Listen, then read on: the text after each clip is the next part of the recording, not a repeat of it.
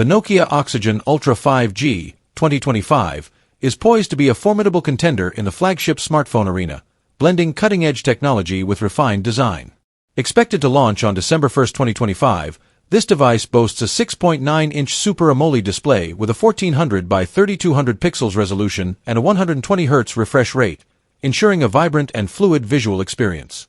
Under the hood, it is powered by the Qualcomm Snapdragon 8 Gen 2 chipset, coupled with 12 GB of RAM and 256 GB of UFS 4.0 internal storage, offering robust performance and ample space for apps and media.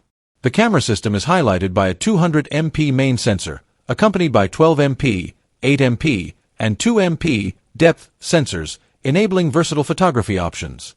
For selfies, it features a 32MP front camera capable of 1080p video recording. The device runs on Android 13 and is equipped with a 5000 mAh battery supporting 67W fast charging, ensuring long-lasting usage and quick recharges. Connectivity options include 5G support, Wi-Fi 6, Bluetooth 5.3, and USB Type-C, providing fast and reliable connections.